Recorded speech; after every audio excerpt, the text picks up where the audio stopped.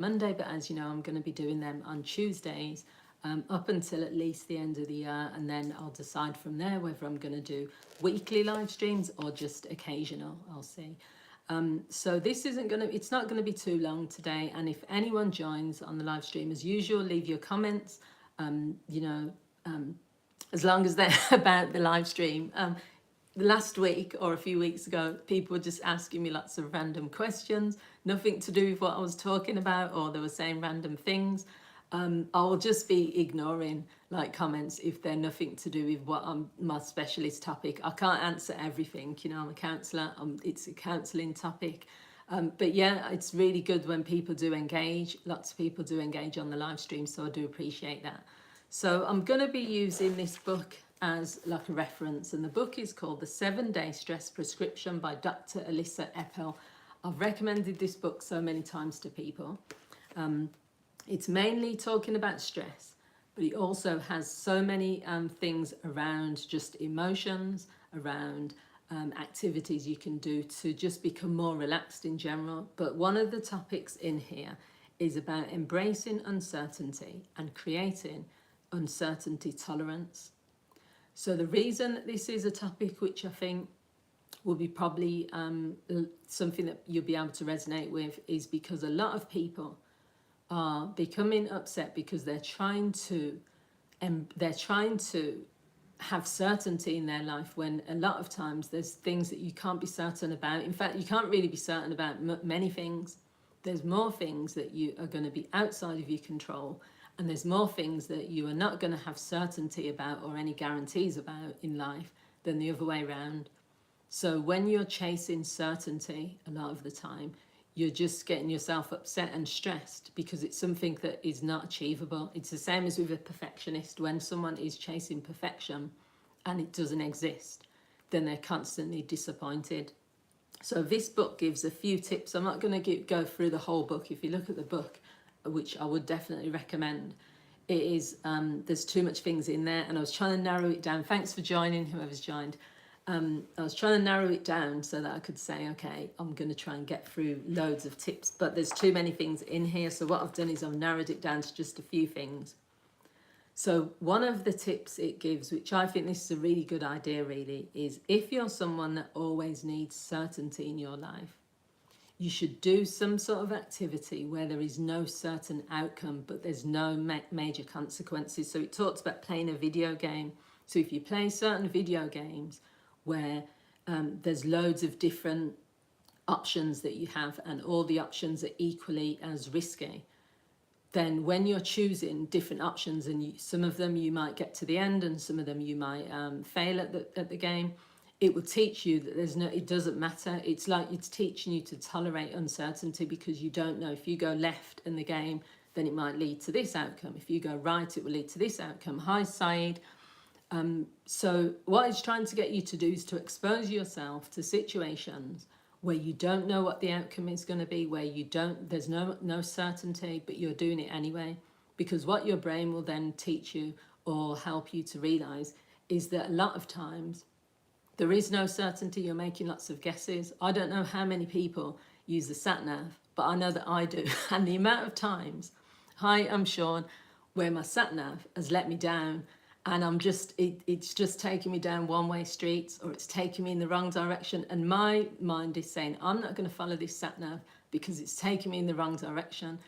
I know that it doesn't know what it's doing, so I have to then make a decision that I need to forget about that, and I need to make my own decision and stuff. There's no guarantee if I then choose my own direction, because I don't really know where I'm going, what's going to happen. But that's where you tolerate uncertainty, because there's times where you don't know.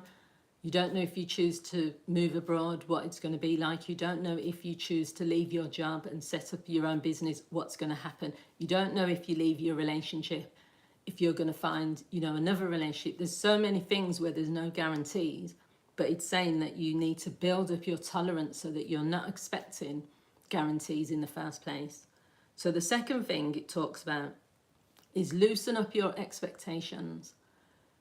Many times people are feeling let down. Hi, Angel. They're feeling let down. They're feeling stressed. because they're building up their expectation that this is definitely going to happen. So they're giving themselves guarantees when there's no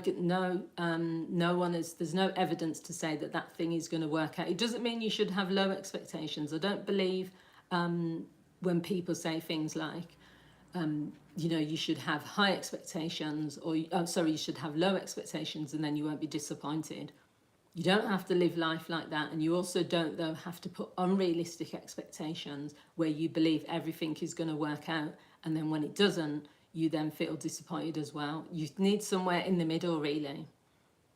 If there's things that there's evidence to prove that this is likely, that this risk that you're going to take will work out. So again, if you are leaving a job, all these people, there's so many people as well on social media.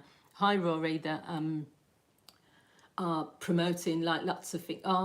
If you're struggling, just leave your job. It will work out in the end. Or if you're not happy, leave your relationship. You have to, every decision you make is a calculated risk. And a lot of times I think people neglect evidence, because if you just quit your job and you've got no savings, you've got no side hustle, you've got no way of paying your bills, and you also, you haven't got another person who's in your life who is also an income earner, then the idea of just doing that, and I know lots of people, even I'm a counsellor, and like when people say things like, well, my mental health is more important, what I'll sometimes have a conversation with them about is I completely agree, and I'm not going to talk them out of it, that's their decision. The stress that you're then going to find because you're jumping out of one situation that was bad, but you have no plans for your new situation, that also causes people a lot of mental health stress. Because if you've got no way of paying your bills and then that leads to another issue, then that turns into something else. So it's not saying you should stay in a toxic job or a job that you hate or don't like. It's saying, okay, well, what are some options we put in place? This is, again, this tolerance of uncertainty. You're not going to know where things are going to lead. Hi, Nadja. But you need to still kind of, think about different options that are available to you. So it's saying really loosen up your expectations, stop expecting everything to just work out. It's good to have faith. It's good to, say things like, what will be, and this sort of thing, and be quite fatalistic. I'll just see where the leaves take me, where this road leads to. But I think you've also got to be realistic as well at times. So the next thing, let me just, I can see some comments on there, but I'll just keep going, is to make a plan and have mental preparation. So this comes under the fact of embracing uncertainty, but also having a mental plan. And your mental plan is that you build on your resilience generally anyway. You don't wait until something major has happened and then start saying, right, I'm going to build my mental toughness. There's a book called The Mental Toughness Handbook, and that's what that is all about. It's saying that in life, you're not waiting for something to happen. Hi, Gerbrut, I think your name is. You're building mental toughness every single day. You're building resilience to things. You're building mental preparation. You don't have to wait until something bad happens or to prepare yourself for the worst. You're just doing it in the sense of saying that you already embrace uncertainty because you already know that it's certain that something's going to happen that you wasn't prepared for. Something's going to happen that you wasn't expecting. It happens all the time. So you have to sort of go through life with that mental toughness, which is saying that no matter what happens, I'm going to have the resources to deal with it. Or no matter what happens, it's going to be tough. Hi, I'm Matt, all the way from Australia. Thanks for joining. So again, making a plan and building mental preparation. What we're talking about, Matt, is from this book, The 7-Day Stress Prescription. We're looking at embracing uncertainty and uncertainty tolerance, building that. So the next thing, and I think I've sort of got it from the book, it talks about people want to have control over everything in their lives, but you can't control everything, so you need to control what you can and put down the rest. And it says in the book, a high sense of perceived control. So when you perceive you have control, is associated with being happy, healthy, and wealthy. So feeling in control helps you to regulate your emotions, but recognizing when you don't have control over something is realistic for a better sense of living, because it's saying that you're going to feel powerless when you're trying to control absolutely everything, but what you're actually doing is being unrealistic, because it's not possible for you to be able to do that. As I said earlier, it's like with a perfectionist, they're going to lose out on so many things in life because they're trying to make things perfect when there's flaws in everything. You can't have 100% perfection. So if you were watching Strictly this weekend, one of my favourites, Alex King, so she's a brilliant actress, and she just seems like a really nice person. You know, that type of person that is just nice. But she didn't have a good dance at all. It wasn't bad.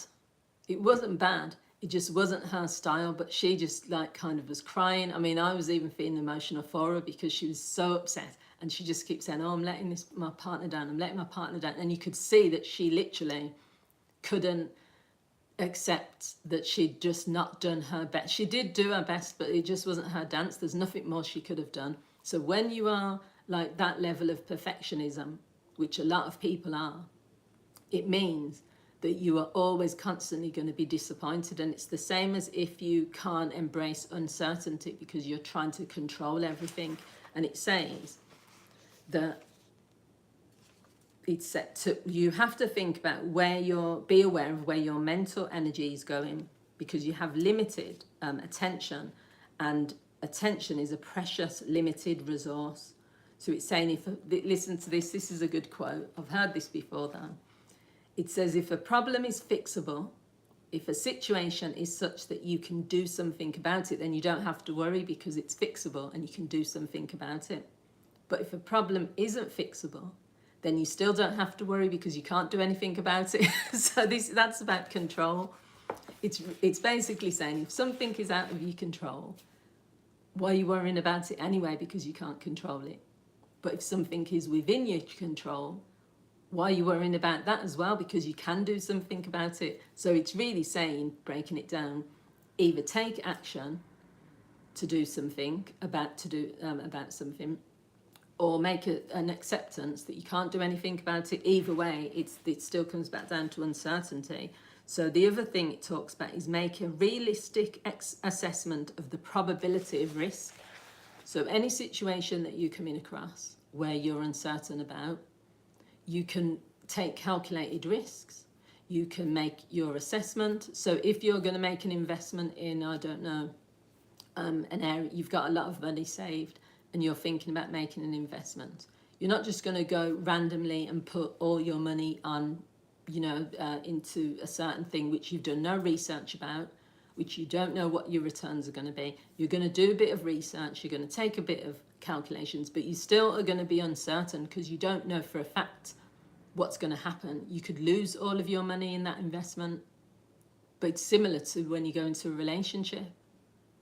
People want certainty, so they're asking people questions that they're dating, like, you're not going to cheat on me, are you? You're not going to break my heart, are you? As if no one's going to answer, yes, I'm going to cheat on you. Yes, I'm going to break your heart. Yes, this relationship's going to end in 6 months. I mean, no one's going to say that, but no one even probably believes that.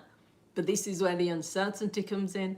When I've seen on TikTok, especially, TikTok is one of the big ones, where you see lots of people talking about, oh, I can't trust anyone again. Oh, I've had my heart broken. I'm never going to be in a relationship again. People use never a lot, because yesterday I was helping a lot of people. I was giving them free counselling about using these words like always and never. Hi, Stephanie. Once you say to your brain never and always, it believes you.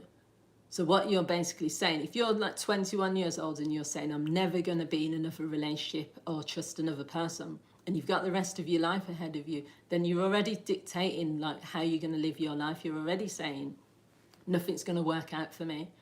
And if someone says things like always, I always get things wrong, or I always, you're prepping your brain to say that that's the truth as well, okay, that you can never reframe that. So the point of it really is that we never have certainty, we never know, but we can sometimes go into things we've taken like a bit of an assessment. So as I've gone back to like relationships, because that's one of the areas that I work with.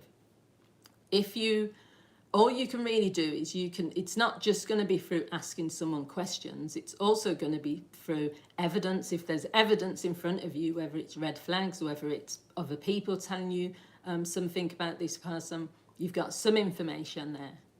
The next part is you being quite aware of yourself. If you know that you fall in love easily with someone, you might say, I'm going to slow this down, I'm going to take my time, go on dates, I'm going to, so you can make little assessments. You still can't predict the outcome, because when it comes to matters of the heart, you can't say whether someone is going to wake up one day and decide to leave you in that relationship. You can't say whether someone's going to wake up and all of a sudden they don't love you anymore, or none of that is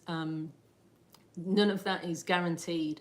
And that's where the tolerance of uncertainty means that you say, I'm going to do this anyway. I'm going to go fully into this relationship anyway, but I'm already saying to myself, I can't predict what another person is going to do. That is outside of your control.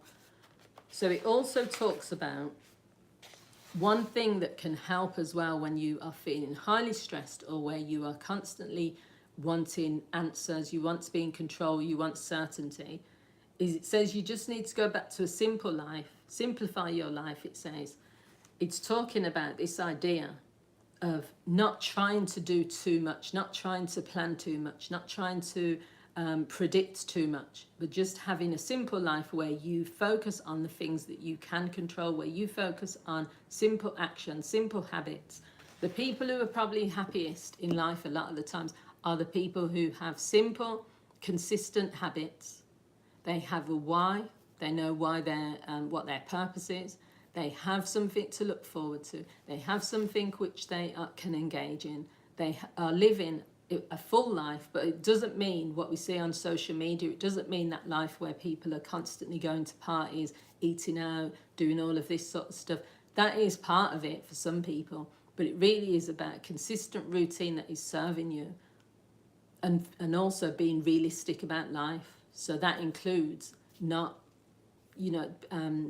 expecting certainty when there isn't certainty all the time. Not trying to control things which you have no control over. Not comparing yourself to other people. So the certainty lies within you. The certainty is you say that I'm sure that I'm going to take these actions every day. Hi, Vasily. I can't pronounce your name. Vas, I'll say. So the final thing it talks about in this book, so this is the book, everyone, 7-Day Stress Prescription. I've actually done a book review of this book as well on this channel, so you can watch that. It talks about creating a retreat state of mind. So this is back to, I've done a live stream about rewiring your brain. So the retreat state of mind means that you get your mind into a really relaxed space. It says that you can shape your brain activity. So if you have a brain that is very calm, very relaxed, you have a brain where you can, hi, I'm Nerviana, I think your name is, where you can guide it towards finding solutions, where you can guide your brain towards, being quite resourceful. You can guide your brain towards being quite, what's it called? There's a word that was in my mind. So you're trying to facilitate the type of brain that will help you rather than hinder you. So it will not limit you. Hi, video games and more. It will not limit you. So if you do that and you get into this retreat state where you're quite calm, you're quite able to respond to things in a quite relaxed way, where you have no stress, no worries, or limited stress, limited worries, then it means that when things come up, so uncertainty pops up in your life, you're ready for it because you're already mentally prepared for it. So it goes back to some of what I've been saying in the other video, I won't repeat it, around rewiring your brain. Whatever you choose to put into your mind, whatever you choose, what seeds you plant there are going to grow. So if you're someone that is constantly looking for, high Fortnite, for certainty when there is none, then you're always going to be disappointed. If you're someone that is choosing, what? Everyone's asking what country I'm from. I don't get, what? Oh gosh. Anyway, as I've said earlier at the beginning of this, I don't know what country I'm from. What does that First of all, you can probably tell because you can hear my accent. Secondly, what has that got to do with embracing uncertainty and uncertainty tolerance? I don't know. Any of my details that you want to find out in terms of counselling information, you can find it on my Facebook page, Marianne Hanson Counselling Service, and you can find it on here because I put in the description if you want to make a counselling inquiry or a counselling referral. So I think I'll leave it there because I've kind of covered most of it. So as I've said, you can see the book review that I made about this book, The 7-Day Stress Prescription. That's hard to say. And it's all about embracing uncertainty. It's just getting yourself into a space where you tolerate the fact that anything can happen and you just have to be as prepared as you can be, but you can't go through life waiting for certainty. You can't go through life needing guarantees because you're only ever going to be disappointed. The key way to do it really is to say that I know that there are going to be things that happen that are out of my control. I know that there are things that are going to happen that are uncertain, that I can't predict, no matter how much planning you do, no matter how much goal setting you do, no matter how much you do your best. Someone has said you need counselling. I've said to Angel, if you need counselling, to make a counselling inquiry, go to either send me a message on here or go to my Facebook page, Marianne Hanson Counselling Service. You'll find all my details, contact details on there if you on my Facebook page. I'll put it in the description as well. So thanks for joining everyone, really appreciate it, and I hope you all have a good week, and I'll speak to you soon. I'll speak to you next week on the next live stream. Bye.